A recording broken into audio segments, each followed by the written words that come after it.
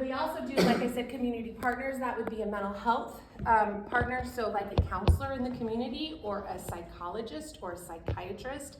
If they're very serious, we talk to all of those people.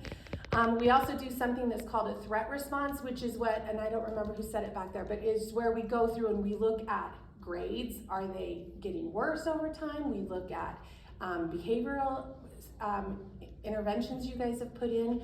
We look at, have they had a lot of fights? We look at, is there police involvement? We look at, is there JJS involvement? Have they been in foster care? If they're in any of those things, we're talking to all of those people, trying to figure out what kinds of services that they've had in place. And then in the end, there's also the safety planning aspect of it. And that's not just the safety plan that you guys see at the back of the PowerPoint presentation is an example of a safety plan. That's a finalized safety plan, but through the threat assessment, you're going through a ton of things, making sure that we're safety planning around all of those things. Okay, so that's a full threat assessment in comparison with the preliminary assessment. Time-wise, we're hoping that you guys can fill out this front page in an interview you're already doing in 5 minutes. A full threat assessment can take anywhere from 8 hours to my most recent one took at least 20. So it's very, very time-consuming, and we are not asking you guys to do that. Okay, who completes a preliminary assessment? The only people in secondary education that can do it are administrators and social workers. Now, I will tell you, elementary school counselors right now can do a preliminary assessment. The reason why is because when you look at risk factors, age is the #1 thing. And elementary school kids are not old enough. They make threats, but it's very difficult for them to implement whatever it is that they're saying.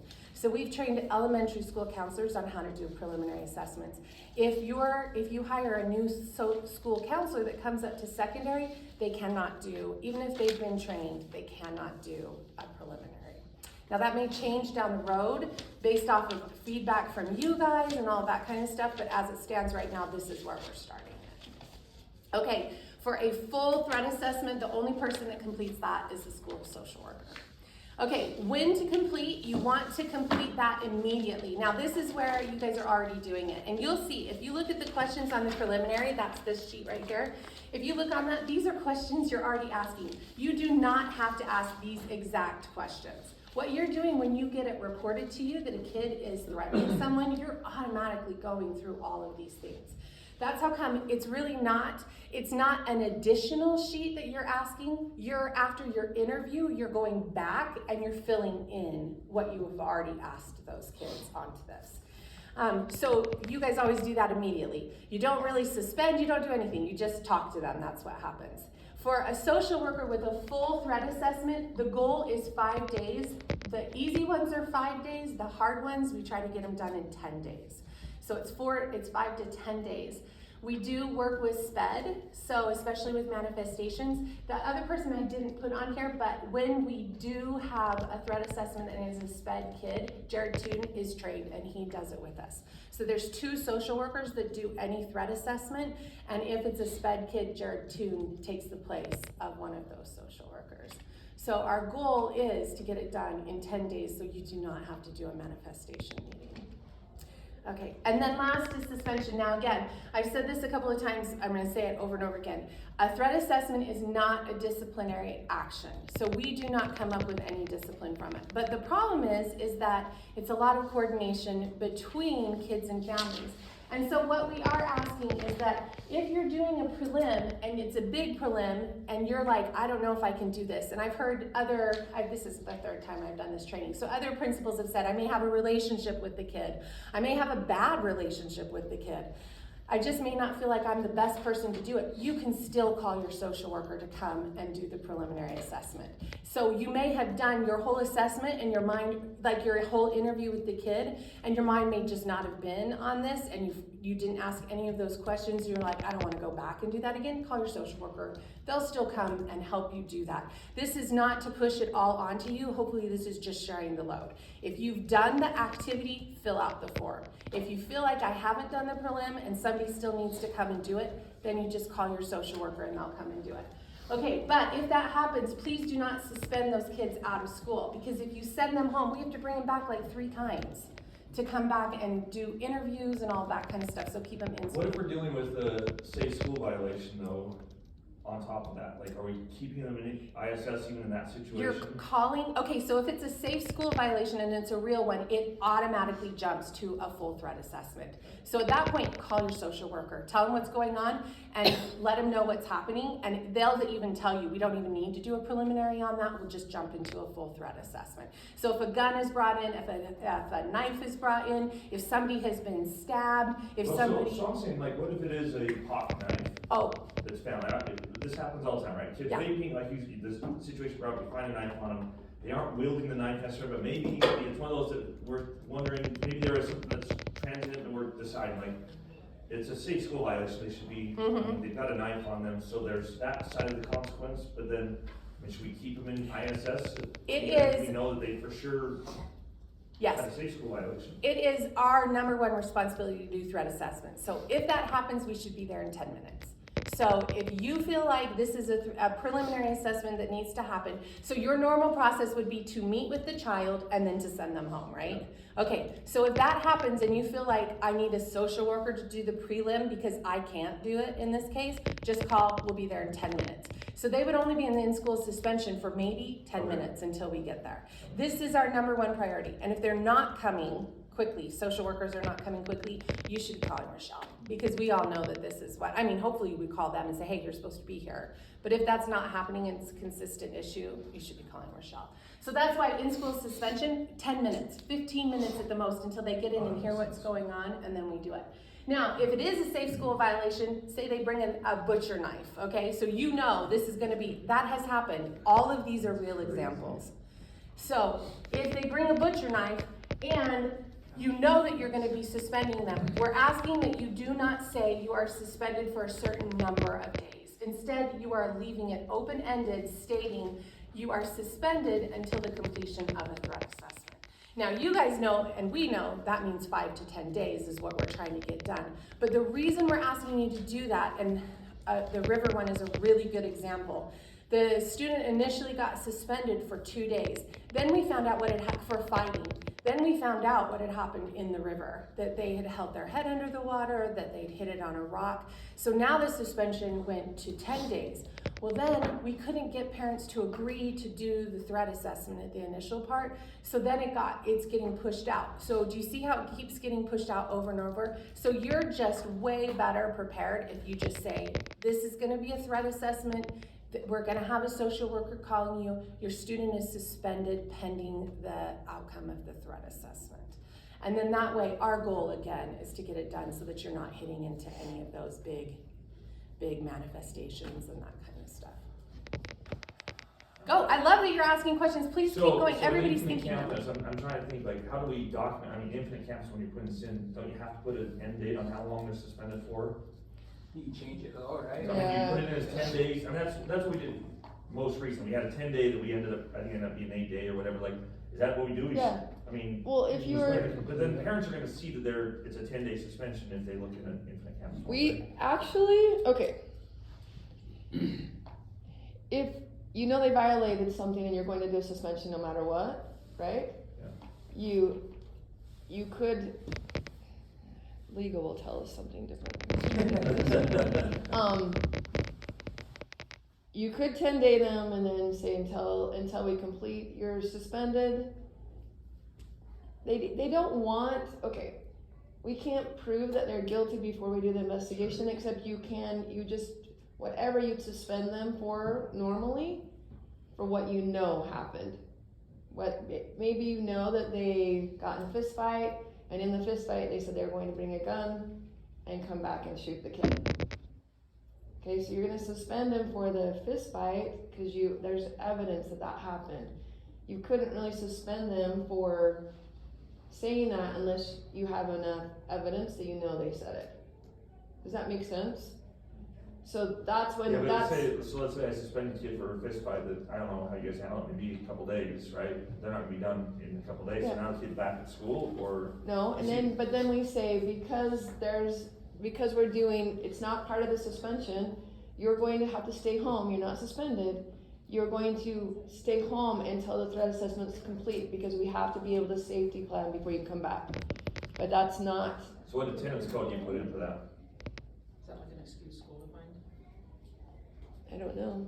Well, I had. I'm sorry I'm making this meeting longer, I No. just, But it just This doesn't, is it's what never it's for. happened that way, it's always just been clean, so I think we're thinking of all the what-offs and they it might definitely happened happen. that way for us though, just recently, we had a school threat that we suspended her for 10 days and we had to tell her, it's 10 days, we're putting this 10 days so that it gets the district referral system. They may change that suspension longer or shorter, but it's going in the computer as a 10-day suspension. I think that is a perfect statement right there, because you're still doing the same thing. If it was a threat assessment, I would say the normal suspension for this is 10 days. That's where we're starting. So you're for sure suspended for 10 days. But we're also doing a threat assessment on this, and you can't come back to school until that threat assessment has been That's what I completed. think you say, right? You Yeah. can't come back until the threat assessment. Yeah. You have to build a safety plan, yeah. Well, I don't think you have to put the But- days in. But the thing necessarily is, up front. some of them Yeah, have you ended do it up where they later. didn't make the Yes. threat and there wasn't a threat.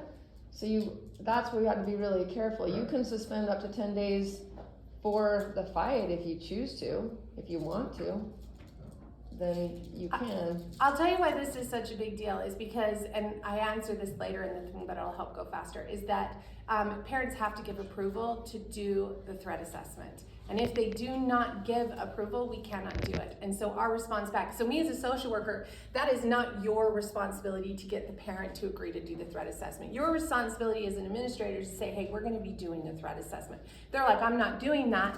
Then you say, okay, well, it is something that's required. I'm gonna have my social worker reach out to you.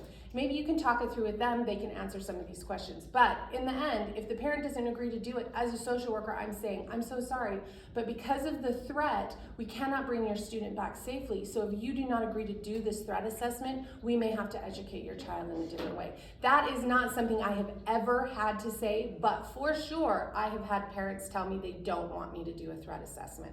Once I talk it through with them, explain what we're doing, usually, well, 100% of the time, they have agreed. But it is difficult, and sometimes it does take those parents 10 days for them to agree to let me interview that child. And so that's how come you just have to leave it open, because in the end, if they feel like, well, my kid's coming back regardless, we have no ability to safety plan around them. So you just don't want to do it. That's a lot of stuff, and you ask great questions. I'm so glad you asked that. Do you feel like you know what to do with that? Just 10-day them. If there's been a policy violation, you can 10-day them and say you may come back as soon as, we're hoping to get you back as soon as you meet with Everett. But as soon as we finish this and meet with Everett. I just say it's. But if you don't know, if you're like, Yeah. but if there was not a policy violation and you don't even know, you just know there's a threat that feels serious enough that they can't be at school, well, those you generally would just do the preliminary at school and then you would know. So I can't see the two. Can you guys ever think of a scenario where you'd send them home and you didn't know for sure there was a threat? Well, the one that just happened for us with the river, we thought it was a fight at first. So originally they suspended the student for 2 days, but we hadn't talked to the victim because the victim ended up going to the hospital. When the victim came back, the victim's mom brought the victim in and explained everything that had happened. From that, we called the subject, the student, back and said, we found more information. We now need to do a threat assessment on this. So we know initially you were only suspended for 2 days. That is still in place for the fight, but now you are suspended until completion of the threat assessment. And so that's how we did it at that point. And I'm sorry, Wendy, I don't mean to be rude. How long did you guys put, did you put anything in the? No, the letter that was sent kind of just left it open like that pending the rest of the investigation and the threat assessment. So And there then- was no time frame in the like official letter that was given. And did you, his question of what you put in the computer? Canvas for that, do you remember? They just put a out of school suspension, just a traditional, I mean, for how long though? the 10 days. You did the 10 days and then. And I think it ended up being 11 days. Yeah, I didn't We've know. done several, Fixed it at and that we end. start on That's great. 3 or 4, and we get in, oh, it's not done, and we extend it. Yeah. I mean, is there anything wrong with that? No, there isn't. The issue is if the kids think they're coming back But without we're having to very do clear the with the threat. parents saying, Yeah. hey, before they come back, this needs to be done, so we Yeah. want to stay in front of Yeah. this. No, that's good. Sometimes they are 3 or 4 days, Yeah. sometimes they're 10 or 12. so Yeah. I don't know. No, you're exactly right. Okay, oh, sorry. Sorry, a quick Go question, ahead. maybe I missed this, excuse me. For the preliminary, do we need parental consent to do the preliminary? No, Or and I haven't gotten to that, so we hadn't, so no, you do not, but that's a really good question. We're almost at the end of just defining our terms, and then we're gonna go into the preliminary. So this is the last slide for defining terms. This is transient and substantive. Will you guys read, maybe the two sweet ladies at the back, one of you read one, one of you read the other? Yeah, I'll read transient. Okay. Transient, temporary feelings of anger, rhetorical remarks can be quickly resolved after resolution. Threat no longer exists, usually ends with an apology or clarification. Substantive is express intent to physically injure someone beyond immediate situation. Some risk, student will carry out threat, requires protective action, may be illegal violations and require police consultation. When in doubt, treat as substantive. Okay, so we're gonna use this example. If you don't leave me alone, I'm gonna kill you. Okay, how many times do we have kids that makes those kinds of statements? I'm gonna stab you with a pencil. If you don't leave me alone, I'm gonna kick your A, something like that. So when you pull those kids into your office and you have seen the full range of this, you've got the kid who comes in and cries and just says they've been bullying me. I didn't really want to hurt them, but I just need them to leave me alone. Okay, so that is for sure transient. That is temporary feelings of anger. The threat comes out because of some incident. It's quickly resolved in your office. After resolution, there's no longer a threat. They're not gonna hurt that kid. They just want him to back off. And they're like, I'm sorry, I shouldn't have said that kind of stuff. That is a transient threat.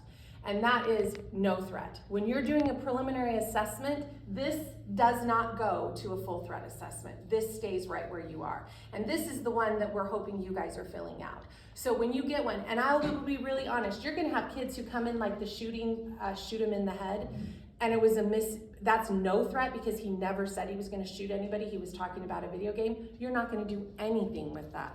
There's no preliminary that you have to fill out. That is just not a threat, and you're just gonna be doing your normal stuff. For these, if there was a threat made, and it was a significant threat, meaning I'm gonna shoot you, I'm gonna kill you, then all we're asking is that afterwards you fill out this little piece of paper right here. Like I said, that's it. You don't even have to have it in front of you because realistically you're gonna ask the questions, just fill it out. If it's a substantive threat, that's where you bring that same kid in who says, if you don't leave me alone, I'm gonna kill you. You bring that kid in and you cannot get them down off the cliff. They are like, no, he has been bothering me for 6 months. His friends are picking on me in the hallway. They're pushing me up against the locker. I have had it. And if he comes one more time, I'm gonna kick his ass. And he may not be able to walk away.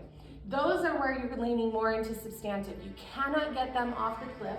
A lot of times there's gonna be, sorry, that's me. There we go. A lot of times there's gonna be some evasive action, like, well, what are you gonna do? I don't know, I'll just take care of it. Okay, well that's not gonna work. You can't just take care of it. Come on, man. How can we fix this? We can't. Those kinds of things where you know that there's a threat to kill someone and that you cannot walk them off, you're gonna label that substantive. And in that case, you're gonna call your social worker. Now, realistically, what's gonna happen, hopefully we're gonna team it up. If I get a call from Wendy that says, hey, I've got this threat, he won't get off the cliff. I tried to do a preliminary on him, it's substantive at this point. I'm gonna come in and I'm gonna talk to him. And if I can talk him off the cliff, it goes back to transient. Because sometimes he just needs a different person and a little bit of time to talk that through. But if we can't talk him off the cliff and it stays at substantive, that's when it goes into a full threat assessment.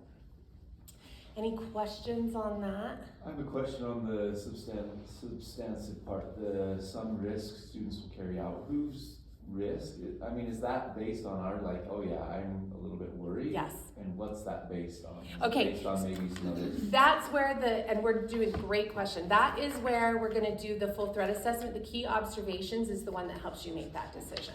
So there's gonna be a checklist that if you're like, no, I just don't feel good about this, but I don't know where it falls. The key observations, which is the fourth or the third sheet in this, will help walk you through that. And that's where we're going right now. And are you thinking that's like, they're gonna do something when they're walking home? It could be, okay, so that's a really good question too, because realistically, we only do threat assessments if they're threatening during school hours, they're gonna do something here, or if it's a threat we can't just let them go home if we know that they're gonna be doing it. So yes, at that point, we would still be talking. But remember, we don't do threat assessments for fighting. So if it's just fighting, that's not a threat assessment. But if they're saying, I'm gonna kill him, and you're like, what do you mean kill him? I don't know, but I'm gonna kill him. Okay, what does that mean? And they are evasive, they won't tell you. I have had those kids, we've all had those kids. Oftentimes when I hear that, I start asking, well, kill means gun, knife, do you have access to those things? And if they're like, no, okay, well, that's lowering it a little bit. So you're gonna, just the normal process that you guys go through, and that's what this key observations will help. Even if they're leaving, it's gonna help you know whether or not you can just let them go. Okay. Okay, so I wanna go through this really fast, these top two parts, because this is what you naturally do. The subject interview asks you to tell us about the situation. I mean, literally word for word here, questions. What did you mean when you said that? How do you think the person that you threatened felt? These are normal questions that you guys ask. What we're asking you to make sure you're doing is let them tell their story, watch their body language, look to see if they're sorry, are they being honest, and are they being reflective? You're also looking for similar stories from the witness, and do they feel safe? That is normal stuff that you guys do every single day. That's why this fits so perfectly with what you're doing. But what does happen is sometimes it gets to cases where you don't quite know. So let's look at the key observation part on this. So it's the one that has the little check boxes on it. So it looks like this on your preliminary. Okay, so after you've got the student and you've interviewed them and you're like, I just don't know if this is really a threat or not. I just don't have a good feeling. You're gonna go through this and it's just checking the boxes. So the very first one states right here, subject admits to threat. So if subject admits to saying that they're gonna kill him, you're gonna check yes, right here. The next one says subject has an explanation for threat. Well, he's been bullying me and I can't do it. I can't handle it anymore. So you're gonna check yes. You're gonna see as you go through this, the top 6 questions are all identified. If you're getting yes checks in those are not a serious threat. So if you're getting the majority of your yes marks in those top 6, then it's not a serious threat. It goes back to transient, right there. Now, the ones that go from 7 to, I think it goes to 19, it's only go to 18. So 7 to 18, those are serious threats. And you're gonna see as you go through it, subject continues to feel angry towards target. Yes, he is angry. He's feeling bullied. It's been going on for a month. He's angry, that's a yes. Subject expressed a threat on more than one occasion. No, this is the first time we've ever heard him threaten, and he's been so afraid of him that he hasn't threatened him in the past. But now it's to this point where it's blowing over and he's threatening him. So the answer to that one would be no, we've only heard a threat one time. Subject has a specific plan for carrying out threat. Dude, how are you gonna do it? Well, no, I'm not gonna do a knife or gun. Well, I don't really know. I'm just ticked. I just wish he would stop. No, there's no specific threat. Subject had prior conflict with target or other motive. Yes, they've had conflict with them, but there's been. So you're gonna go through and you're gonna check all of these. What you're looking for is the most yeses. There is no set number. There's not, well, if there's 3 yeses here, that means it's serious substantive. What it's doing is it's helping you process through that to see, okay, yes, this isn't, most of my yeses are up here and it's not a serious threat. Or I have a few down here that I may need to safety plan around and talk to the social work, but this is not a serious threat. That's what this whole key observation form is for. Now, if you fill it out, you're welcome to send it into Rochelle and we're gonna go where it goes after, but you do not have to. This is optional. And it goes back to what you had said. I just don't know. Are they gonna fight after school?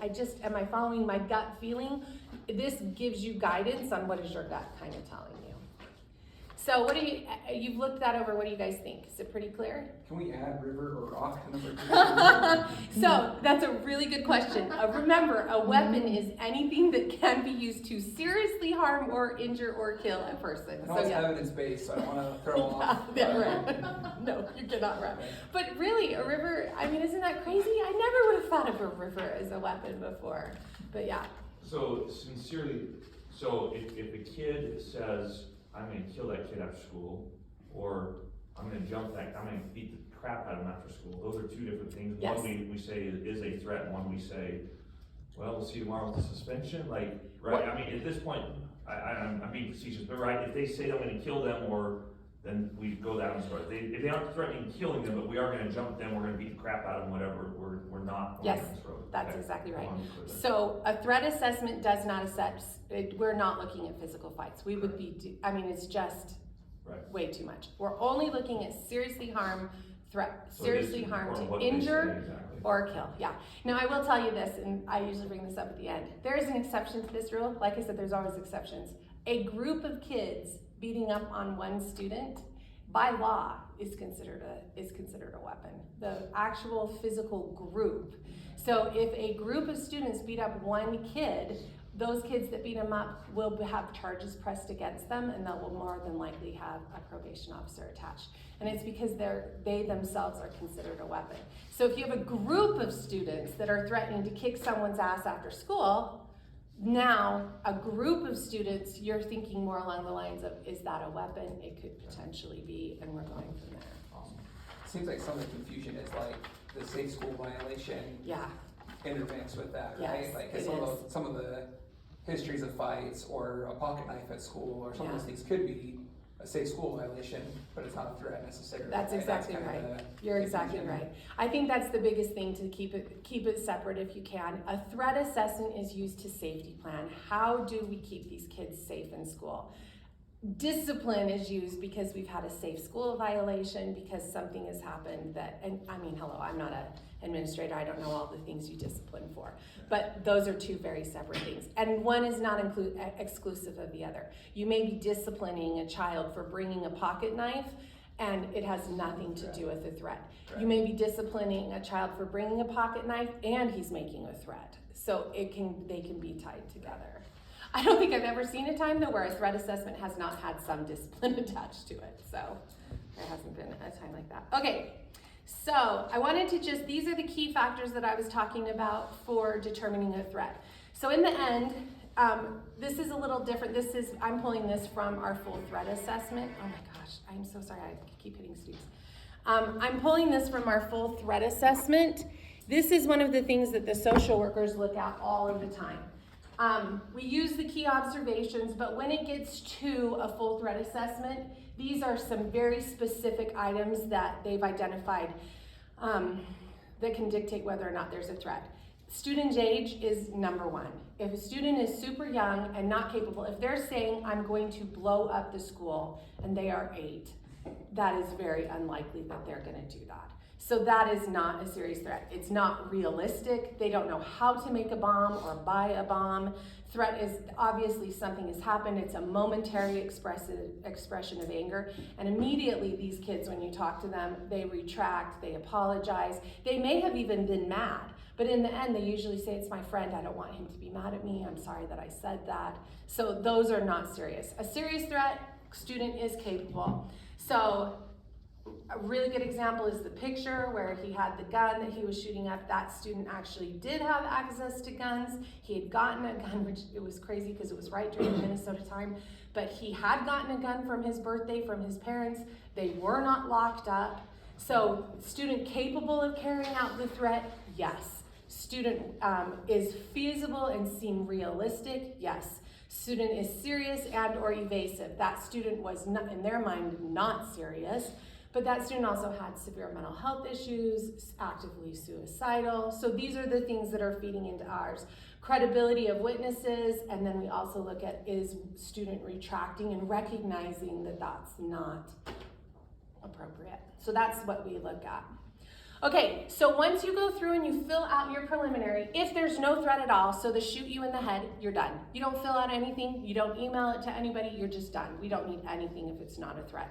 If it's a transient threat, like I've said, you fill out that first sheet, that's it, and you email, so you scan it and you email it to Rochelle. That's where it goes. And then Rochelle has a document that keeps track of all of those, so that if it comes back up for a threat assessment, then we as social workers go pull that back up. We look at prior threats, and we kind of see what's going on with that. Now I will say this, as we go through this, if you have one that's barely a preliminary and you are barely transient, it's also almost not a threat. If you don't send that one in, I'm not gonna jump through rings about that, but the ones that are, like you had to use the key observation form and please send those in. Those are so important because it gives us trends as we're looking through stuff. Please don't send the others. I have no use of them, and it is just gonna bog up the whole system. Yes. If it's not, there was no threat. I Don't don't send need it, them. yeah. You We have are looking for documentation, those and if ones. there becomes a history, then you could send them, but. it We're really looking for makes the ones no that if sense. something comes up, we wanna track it and go back and see what kinds of threats they're making, what their responses were, that kind of stuff when we do So, a full threat. repeat that again, Rochelle, which ones you do not want us to send? The ones that there's no threat, like Like, even though we the didn't transient, know that, like, it was like literally someone just having, So transient one, we do not wanna email you after all then. well, maybe no threats. I don't know, you think the no Well, threats? We wouldn't necessarily do the paperwork at all, right? Right, that's right. There's no paperwork from that. If there's no threat, you don't email it. Her point is that if you had a kid that says, I'm gonna kill you, and it's because he's been getting bullied for a month, and then you bring him into your office and he's crying and saying, yes, I said it, but this kid has been bullying me for a month and I just didn't know what to do. Realistically, that's not a threat. That's a kid who's just trying to get help. And she's saying that kid is not really gonna be a super risk, so if that one doesn't get emailed to her, it's not the end of the world. But if you have a kid that's pushing a kid up against a locker and is saying, if you don't back off, I'm gonna effing kill you, and then when you pull him in his offer, he's also being bullied and he's upset, but he's aggressively acting out, that one we need 100% for you to send in.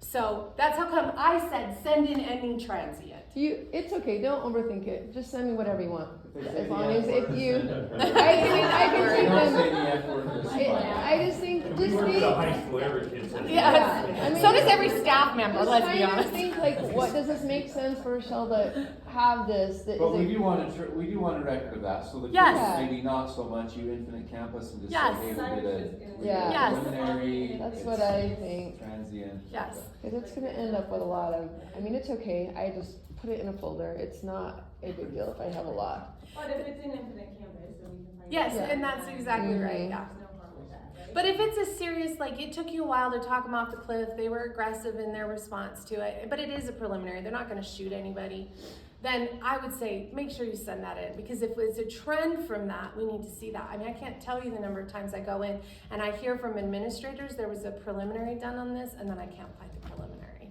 And I'm like, okay, wait, I didn't do the preliminary, who did the preliminary on this? So that's why we wanna keep track of them if we can.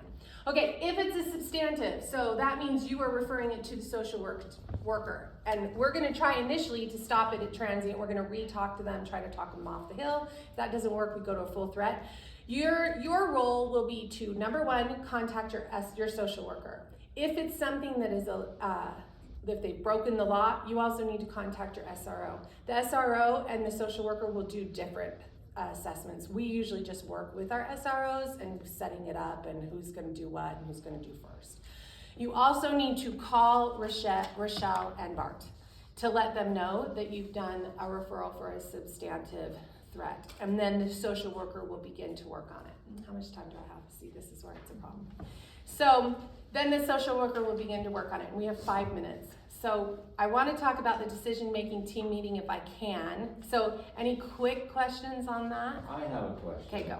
So, we have a kid, we have a behavior unit in my school, so we have several of these, I feel like, but we have a kid that I do feel like there's a risk, and they just finished a substantive one. Anyway, I'm just wondering, like, how much you kids recognize, like, when you say, I'm gonna try to talk them off the cliff, some of them are like, well, I know she's gonna get out of my hair if I just say, yeah, I won't do it.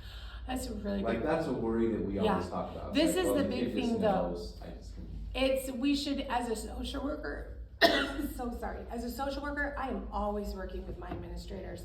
So if they're like, this is serious, I don't even try to talk them off a cliff. I just go to the full threat assessment. But if they call me up and they're like, he's just worked up, will you talk to him one more time? Then I'll go in and talk to him. So it's always by guidance and partnership with my administrators.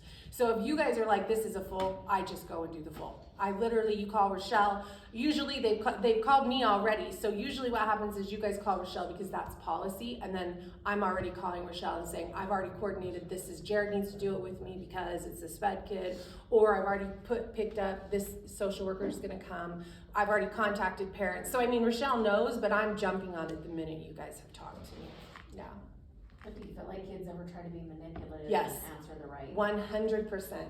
This is the thing though that is so funny, and this is why social workers do it. So all of us social workers, we all come from different backgrounds. Me personally, I worked for 15 years with Boys Town, so I worked with long-term residential, short-term kids that were being pulled out. There's very little I haven't seen. So so yes, but I am a mental health provider, but I have worked with very rough kids. I've worked with sexual trafficking houses. I've worked with pimps. I mean, that's my job. So if they're pulling it over my eyes too, then, I want you guys to tell me, but it's not gonna happen as much as you think it is. I don't feel like, maybe one of us is mushy-gushy, but most of us social workers come from backgrounds. So, I don't know why she's laughing. But there's a few of us that maybe are a little bit more, but we work with each other too, and that's why there's always two of us there. Mm-hmm. So. You're working against pimps, right, to clarify, you weren't helping the pimps. Yes, that's Okay, right. when you said with, I just Oh, I was wasn't sure. working, so they would be arrested, you would be so sad, but yeah, they would be arrested, end up in detention, and then they would come from detention into our Okay, good, homes, that yeah. makes sense. So we worked with pimps, we also worked with, yes, that's right, we did do that. Okay, so I want to just hit on the last thing. So I feel like we've covered social workers, so I'd rather skip this. Let's talk about decision-making team. So what ends up happening, and the decision-making team is back to that preliminary, or this protocol one. If we flip to the second page over here, this is the decision-making team outline. So this is what happens. After a full threat assessment is complete, your social worker should be working and talking with you through the whole thing. You should not be surprised by anything that's going on. If they're having a hard time getting parents on the phone, they should be telling you, hey, this is getting pushed back because parents aren't calling me back. They should be going to their house and trying to, if they're not calling them back, I go and do home visits to talk to victims. So I'm telling Wendy all the time, hey, I'm going over to this house because I can't get the kid to call me back, and we've got to have this witness statement. So those are the kinds of conversations you should be having the whole time through the threat assessment process. When the threat assessment interviews and the write-ups are done, we schedule, and it's usually a Zoom meeting that's called a decision-making team meeting. The purpose of that meeting, which goes back right here, it should say all of this there, is to finalize what the threat classification is, to come up with a safety plan, and to give recommendations. That's the whole purpose. So sometimes it comes back with, a kid has made a threat that he's gonna shoot someone as we've gone through. He has no access to guns. Parents are like, oh my gosh, I can't believe. Parents are jumping in and getting him into counseling. We come back and we say, this was a serious substantive, now it is transient because parents are engaged. You guys may be doing discipline, but our recommendation is he meet with the counselor once a week, he meet with the social worker once, I'm making these things up, but that's the example of the safety plan. Maybe we need to pull him out of a class that he's getting triggered in. That's what we talk about in the decision-making team. That's an easy one. The harder ones would be ones that, I don't know if you don't like, we'll use yours again, okay, is that okay? So the girl that got drowned, attempted drowning in the river. So we go into the decision making, and our statement in this case was, these two girls we cannot safety plan around the victim. She is too triggered. She literally had PTSD. They can't be in the same school. And so we then came back and said, we can safety plan around this girl if she stays at Springville High School. We can also safety plan around the victim at Springville High School, but they can't be there. So our recommendation is that one of them go to an alternative place. Now, realistically, they were both fighting over going to Landmark. So we pulled the one that did the assault back to Springville High School. So those are the kinds of conversations that we have, but those conversations don't happen in the decision making. The safety planning came out, the recommendation that they couldn't be in the same school, and then we said presented at MDT. That's where all of the decision-making stuff happens. So think of it as a great big funnel. You have all these kids at the top that are making threats. You guys interview, and I'm just picking numbers, 100, okay? So you have 100 kids that are making threats. You guys interview in your normal process 50 of those kids. You decide of those 50, 20 of them, you can't do the preliminary, you forgot to do it, it might be a little bit over, you're not exactly sure, you pass that to social workers. So 50 stay at the top of the funnel, 20 come to social workers. Social workers do 20 of those preliminaries, and of those 20, 10 of them go to a threat assessment. Of those 10 threat assessments, 2 of them go to MDT. And you're involved in that decision making, so you're not gonna be left out of the loop. You're gonna know this is going to MDT. Or you're gonna know, hey, we feel good about this, we can keep them right in the school where they are. Does that make sense? So it's just funneling down. MDT should not be with threat assessments, because threat assessments do not do discipline. They really shouldn't be tied. That's why Everett does MDT and Rochelle does decision making, because threat assessments do not determine discipline. And if discipline needs to happen, it gets pushed to MDT to do that. Does that make sense? Okay, so I'm gonna give you one other, let's see what time, oh, it's the end, nope, that's it. So we're gonna skip that really quick, I'm just gonna go super fast. Frequently asked questions. Threat assessments tied to discipline? No. Do threat assessments determine placement? No. MDT determines that. Now, they may make a recommendation, but it does not determine.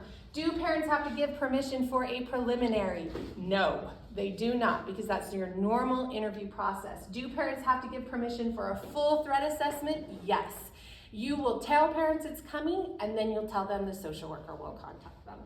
Can threat assessments be subpoenaed? Yes, they can. That's why parents don't like to do them. Yes. And then one question I didn't put on here that I got that I should have, is this part of the student file? The answer is no. Because it's kept in a different spot, but it still can be subpoenaed, and parents can ask for it, and then the social workers will give them a brief summary of what their findings are. That is it. Sorry, I told you that the hour was pushing it. So, any questions really fast? I hope it was helpful. What if a parent says, no, you're not doing it? Yeah.